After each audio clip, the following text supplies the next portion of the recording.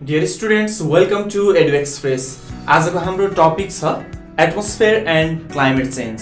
Specially यो climate चेन्जमा ozone layer डिप्लेसनको कुराहरू important छ, लङ क्वेसनमा आउँछ यो क्वेसनहरू है। त्यसैले त्यसको बारेमा डिस्कसन हामी गर्दैछौँ र त्यो भन्दा पहिले हामीले बुझ्नै पर्ने हुन्छ एटमोस्फियरको डिफ्रेन्ट लेयर्स र त्यहाँनिर के हुन्छ, कस्तो एक्टिभिटिज हुन्छ अथवा त्यहाँको कम्पोनेन्टहरू के हुन्छ भन्ने कुरा, यानि कि जेनरल प्रोपर्टिज त्यो एटमोस्फियरको जान्नुपर्ने हुन्छ। सो हामी यो भिडियोमा चाहिँ स्पेशली एटमोस्फियरको डिफ्रेन्ट लेयर्सको बारेमा डिस्कसन गर्दैछौँ र तपाईँहरूलाई लिङ्क राखिदिन्छु लास्टमा, र त्यहाँबाट चाहिँ तपाईँहरूले ओजोन लेयर डिप्लेसनको र फर्मेसनको क्वेसन डिस्कसन गरिएको अर्को भिडियो हेर्न सक्नुहुनेछ। Okay, let us discuss on atmosphere. Atmosphere भन्ने बित्तिकै तपाईँहरूले के बुझ्नु पर्यो त भन्दाखेरि layer of gases, that means blanket of gas है। अर्थलाई वरिपरि चाहिँ एटमोस्फियर यानि कि एयरले चाहिँ के गरिरहेछ त, घेरिरहेछ। त्यो एयरको ब्ल्याङ्केट अर्थमा लागेको त्यसलाई नै हामी के भन्छौँ त भन्दाखेरि एटमोस्फियर भन्छौँ है। र स्पेशली यसको सबैभन्दा बढी के हुन्छ त, नाइट्रोजन हुन्छ 78% है, अराउन्ड 78%। त्यसै गरी अक्सिजन अराउन्ड 21% होइन त। र त्यसै गरेर चाहिँ कार्बन डाइअक्साइड, वाटर भ्यापर, अरू इनएक्टिभ ग्यासेसहरू लेस अमाउन्टमा हुन्छ है। र स्पेशली मेजर कम्पोनेन्ट्समा मेनली फर्स्ट म्याक्सिमममा नाइट्रोजन, त्यसपछि के हुँदो रहेछ त अक्सिजन। र अब यसमा चाहिँ लेयर डिभाइड गरिएको छ, यसको डिफ्रेन्ट के पाइन्छ अथवा चाहिँ त्यसको प्रोपर्टिज, त्यसमा कस्तो खालको छ, त्यसमा चाहिँ टेम्परेचरको कुरा अथवा त्यसको चाहिँ विशेष गरेर चाहिँ थिकनेस, यानि कि त्यहाँनिर चाहिँ कस्तो खालको एक्टिभिटिज हुन्छ, कुन लेयरमा अर्थात् अर्थको सर्फेसदेखि कति माथिसम्म जाँदाखेरि चाहिँ कस्तो खालको चेन्ज पाइन्छ हो, यसको आधारमा डिफ्रेन्ट लेयरमा डिभाइड गरिएको छ। र त्यो 5वटा layer troposphere, stratosphere, mesosphere, thermosphere र एक्जोस्फियर भनिएको छ। यिनीहरूको थिकनेसको कुरा पनि आउँछ है। र यसमा सजिलो फर्स्टदेखि याद गर्ने आइडिया सुन्नुहोस् है त। फर्स्टमा अर्थको सर्फेसदेखि फर्स्टमा नजिकै भएको nearest layer troposphere, stratosphere, mesosphere, thermosphere, त्यसै गरेर चाहिँ एक्जोस्फियर है। र सजिलो छ, यसलाई यसरी याद गर्नुहोस्, तलबाट माथि जाने गरी है, नियरेस्टबाट फार्देस्टमा जाने गरी। के याद गर्नुहोस् त भन्दाखेरि टोटल स्टुडेन्टमा थोरै एक्सलेन्ट है। फर्स्ट, सेकेन्ड, थर्ड, फोर्थ, फिफ्थमा जानुहोस्। टोटल स्टुडेन्टमा थोरै एक्सलेन्ट, यो टी दुईटा कन्फ्युज नहुनुहोस् भनेर म भनिरहेको छु। टोटल आउँछ, थोरै थ आउँछ, थर्मोस्फियर याद गर्नुहोस् है, त्यहाँनिर कन्फ्युज नहुनु होला फेरि। ओके, र अब यसमा चाहिँ मैले यहाँनिर अलिकति लेयरको स्याम्पल पिक्चर बनाइदिएको छु, हेर्नुहोस् त। यो ट्रोपोस्फियर 16 किलोमिटर माथिसम्म, अर्थको सर्फेसबाट 16 किलोमिटरसम्म है। अब यो अर्थमा नि अझ तपाईँले विचार गर्नु होला, मैले यहाँ बनाएको यतापट्टि पोलार रिजन, यतापट्टि इक्वेटोरियल रिजन हो यो अर्थको है। र यो फिगरमा तपाईँले राम्रोसँग हेर्नुहोस् र तपाईँले बनाउँदा पनि त्यो याद गर्नुहोस्, यतापट्टि यो पोलार रिजन भन्दा यता इक्वेटरपट्टि चाहिँ अलिकति यो थिकनेस बढी छ है, त्यो कुरा याद गर्नु होला। र यो विशेष गरी 16 लेख्नुपर्ने यता हो, सबै 5वटा नअटेर मैले यताबाट लेखिदिएको छु।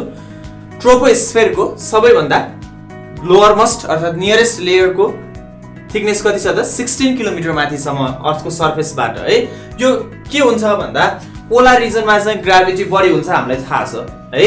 पोलार रिजनमा ग्राभिटी बढी हुँदाखेरि चाहिँ त्यसलाई ग्राभिटीले बढी तान्छ एटमोस्फियरलाई, जसले गर्दा थिकनेस अलिक कम हुन्छ भने इक्वेटोरियल रिजनमा ग्राभिटी कम हुनाले गर्दाखेरि चाहिँ ग्राभिटीको इफेक्ट कम हुन्छ, जसले गर्दाखेरि चाहिँ के हुन्छ त भन्दा थिकनेस अलिकति त्यहाँ के हुन्छ, बढी हुन्छ, यानि कि अलिक खुकुलो बसेको हुन्छ, खादिएको हुँदैन है।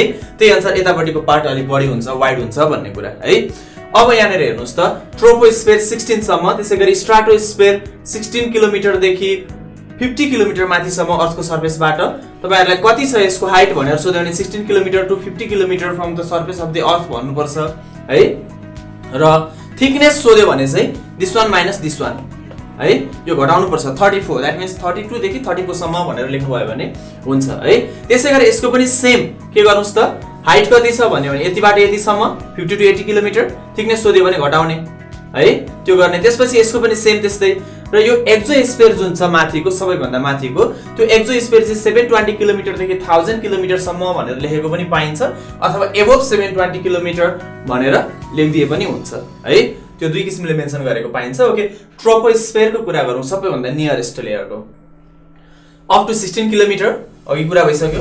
यहाँ पाइने मेजर कम्पोनेन्ट के हो त? मेजर ग्यासेसहरू नाइट्रोजन, मोलिकुलर नाइट्रोजन, यहाँ हेर्नुहोस् है N2 लेखेको छ, oxygen, carbon dioxide, water vapour, डस्टहरू पनि हुन्छ हैन, तर स्पेशली ग्यासको कुरा गर्दाखेरि चाहिँ यिनीहरू पर्यो मेन कम्पोनेन्ट है। यो नियरेस्ट लेयर हो जसले गर्दाखेरि एटमोस्फेरिक कन्डिसनहरू यसले डिटरमाइन गर्छ। हाम्रो डेली एक्टिभिटिजबाट इफेक्ट हुने लेयर भनेको पनि ट्रोपोस्फियर हो, किनकि हामी डाइरेक्टली यो लेयरसँग लिङ्क छौँ र बायो जियोकेमिकल ग्यासेसहरू पनि प्रोड्युस हुन्छ र त्यो योसँग एक्सचेन्ज भइरहेको हुन्छ यो लेयरसँग। That's why this layer is affected by human activities है, हाम्रो एक्टिभिटीबाट इफेक्ट हुने। र यो ट्रोपोस्फियर बिस्तारै यसको लेयर माथि पुग्दै जाँदाखेरि यहाँ एउटा इन्ड पार्ट हुन्छ, यसलाई हामी के भन्छौँ? ट्रोपोपज है, ट्रोपोपज भन्छौँ। ट्रोपोस्फियर रोकियो के पज भयो, ट्रोपोस्फियर त्यहाँबाट माथि छैन, पज भयो के ट्रोपोपज, सजिलो छ है। अब त्यसै गरेर स्ट्राटोस्फियर, त्यसको पनि सेम ल, सबैको मैले मेन्सन गरिन है। स्ट्राटोस्फियर पनि यहाँ माथि पुग्दा इन्डमा स्ट्राटोपज, स्ट्राटोस्फियर रोकियो, यहाँदेखि माथि स्ट्राटोस्फियर छैन, स्ट्राटोपज, मेसोपज, यसरी नै जान्छ है सबैको। ओके, स्ट्राटोस्फियर कहाँदेखि कहाँसम्म? 16 किलोमिटर टु 50 किलोमिटरसम्म हुन्छ है। र यसको मेजर कम्पोनेन्ट भनेको के हो त भन्दा ओजोन हुन्छ, O3, यो अक्सिजन 3टा एटम मिलेर बनेको, यो 9 क्लासमा तपाईले पढ्नु भएको छ सायद है। डबल बोन्ड एकातिर, अर्कोतिर यसलाई डबल कोभ्यालेन्ट बोन्ड, यतातिर के हुन्छ? कोअर्डिनेट कोभ्यालेन्ट बोन्ड, र यसरी चाहिँ O3 बने हुन्छ हैन। 3 एटम्स अफ अक्सिजन मिलेर र हो त्यो ग्यास हुन्छ। त्यसै गरेर के हुन्छ त? नाइट्रोजन हुन्छ अक्सिजन लिटल अमाउन्टमा, अनि एटोमिक अक्सिजन हुन्छ, अक्सिजन ग्यास, एटोमिक अक्सिजन, फरक छ है, यसको मिनिङ यो याद गर्नु होला। र क्लियर हुन्छ यो लेयर, यसमा के हुँदैन त भन्दा क्लाउड हुँदैन, क्लाउडलेस हुन्छ। र क्लाउड नहुनाले गर्दा यो लेयरमा चाहिँ के हुन्छ त भन्दाखेरि जेट प्लेनहरू उड्नलाई सजिलो हुन्छ, यो लेयरमा जेट प्लेनहरू उड्छ है। यो कुरा याद गर्नु होला किन क्लाउड नभएर। र यो लेयरमा के हुन्छ भन्दाखेरि अर्को कुरा तपाईले याद गर्नुपर्ने कुरा चाहिँ यो लेयरमा चाहिँ माथि टपमा जाँदै गर्दाखेरि विशेष गरी स्ट्राटोस्फियरको माथि टपमा चाहिँ ओजोन, द्याट मिन्स O3 बढी हुन्छ, O3 को क्वान्टिटी बढ्छ। यहाँदेखि माथि जाँदै गर्दा ओजोनको क्वान्टिटी बढ्दै जान्छ है। र त्यो ओजोनको लेयर सबैभन्दा बढी, ओजोनको क्वान्टिटी सबैभन्दा बढी भएको यो स्फियर भएर यसलाई ओजोनोस्फियर पनि भनिन्छ है। र यहाँ ओजोनले हिट एब्जर्ब गर्छ स्पेसबाट र सनबाट आएको रेडिएसन, याद गर्नु होला है, स्पेसबाट आएको रेडिएसन पनि हिट रेडिएसन पनि। त्यसले गर्दाखेरि यहाँ अलिकति के हुन्छ त वार्म हुँदै जान्छ, जति माथि गयो ओजोनको क्वान्टिटी बढ्दै जान्छ र ओजोनको क्वान्टिटी बढ्दै जाँदाखेरि यो वार्म हुँदै जान्छ। यो रिजनेबलमा तपाईलाई सोध्न सक्ने क्वेसन हो है। स्ट्राटोस्फियरमा अपवार्ड मुभ गर्दै जाँदाखेरि टेम्परेचर बढ्छ किन, अथवा टेम्परेचर के हुन्छ किन सोध्न सकिन्छ है। र अब यो लेयर, यो जुन लेयर छ ओजोनको, यसलाई ओजोन लेयर भनिन्छ हो। यो ओजोन लेयर चाहिँ के हुन्छ त भन्दाखेरि डिफरेन्ट एक्टिभिटिजले थिन हुन्छ, पातलिन्छ, ओजोन डिस्ट्रोय हुन्छ हो, त्यसैलाई ओजोन लेयर डिप्लेसन भनिन्छ। Thinning of ozone layer due to different activities है, त्यसले गर्दाखेरि अर्थात् ड्यू टु डिफरेन्ट रिजन्स, त्यसले गर्दाखेरि डिप्लेट हुनुलाई ओजोन लेयर डिप्लेसन भनिन्छ। यो हामी नेक्स्ट भिडियोमा डिस्कसन गर्छौँ है। यसै गरेर अर्को छ मेसोस्फियर। मेसोस्फियरमा के छ त भन्दाखेरि नाइट्रोजन, एटोमिक अक्सिजन, त्यसै गरी मोलिकुलर अक्सिजन छ, अनि लेस अमाउन्ट अफ ओजोन पनि छ भनेको लोअर सर्फेसमा। यो स्ट्राटोपज सँगसँगै यता ओजोन छ र माथि जाँदा ओजोन घट्दै जान्छ, र ओजोन घट्दै जाँदा सेम यहाँकै रिजन अनुसार के हुन्छ त यहाँ टेम्परेचर पनि डिक्रिज हुँदै जान्छ है। केमा भन्दाखेरि मेसोस्फियरमा। र यो मेसोस्फियर के हुन्छ त भन्दा यो कोल्डेस्ट लेयर हो है, यो के हो त कोल्डेस्ट लेयर हो। र अर्को कुरा के हुन्छ भन्दा यो मेसोस्फियरमा चाहिँ स्ट्रङ विन्ड हुन्छ है, यहाँनिरको एयरहरू चाहिँ के भइरहेको हुन्छ? ब्लो भइरहेको हुन्छ है।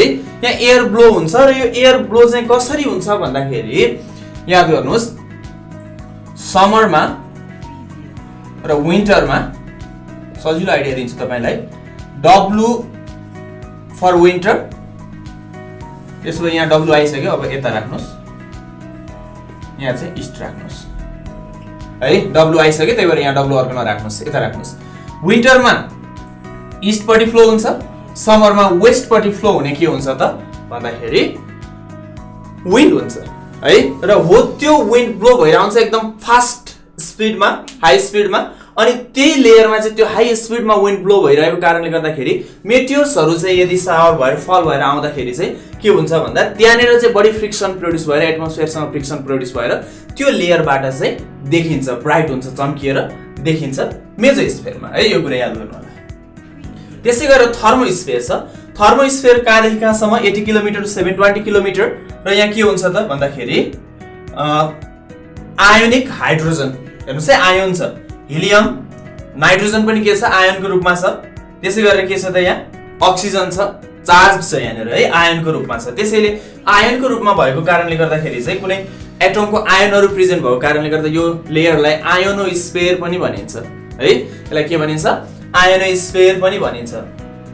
र यो आयोन्समा चाहिँ सनबाट आएको चार्ज पार्टिकलहरूले कहिलेकाहीँ चाहिँ सनले रेडिएट गरेको चार्ज पार्टिकल्सले चाहिँ यो आयोन्सहरूलाई स्ट्राइक गरिदिन्छ र त्यहाँनिर चाहिँ के हुन्छ त भन्दा लाइट देखिन सक्छ, ब्राइट लाइट देखिन सक्छ। हो त्यसलाई के भनिन्छ त? अरोरा भनिन्छ। हो यो अरोरा फर्मेसन हुने लेयर कुन रहेछ त भन्दा थर्मोस्फियर रहेछ। र यही लेयर चाहिँ अर्थात् यो कुन लेयर? यही थर्मोस्फियर चाहिँ के को लागि पनि रेस्पोन्सिबल छ भन्दाखेरि रेडियो वेभ यसबाट ट्राभल गर्नाले गर्दाखेरि चाहिँ यो कम्युनिकेसनको लागि इम्पोर्टेन्ट लेयर पनि हो। Which layer of the atmosphere is important for communication भनेर आयो, टेलिकम्युनिकेसनको लागि भनेर आयो भने यो लेख्नु होला। वाइ भन्यो भने because radio waves can travel by bouncing this layer है। ओके, त्यसै गरी एक्जोस्फियर। एक्जोस्फियर भनेको सबैभन्दा अप्परमोस्ट फार्देस्ट लेयर है, सबैभन्दा टाढाको लेयर हो, जसमा चाहिँ खासै त्यति धेरै केही प्रेजेन्ट हुँदैन, अलिअलि फाटफुट हाइड्रोजन हिलियम हुन्छ है। ग्राभिटी एकदम कम हुन्छ र ग्राभिटी एकदम कम हुनाले गर्दाखेरि चाहिँ त्यसलाई चाहिँ त्यहाँनिर भएको एटम्सहरू चाहिँ कहिलेकाहीँ त्यो ग्राभिटीको फिल्ड छ अर्थको त्यो भन्दा बाहिर स्केप भएर जान सक्छ है। त्यसैले त्यो रिजनलाई के पनि भनिन्छ? फ्रिन्ज रिजन पनि भनिन्छ है। यहाँबाट स्केप आउट हुन सक्छ यो एटम्सहरू, याद गर्नु होला है त। यो भयो एटमोस्फियरको डिफ्रेन्ट लेयर्सको बारेमा इन्फर्मेसन। अब हामी नेक्स्ट भिडियोमा ओजोन लेयर डिप्लेसन र फर्मेसनको कुरा गर्दैछौँ। सो नेक्स्ट भिडियो वाच गर्न नभुल्नु होला, लिङ्क दिएको छ यहाँ। Thank you.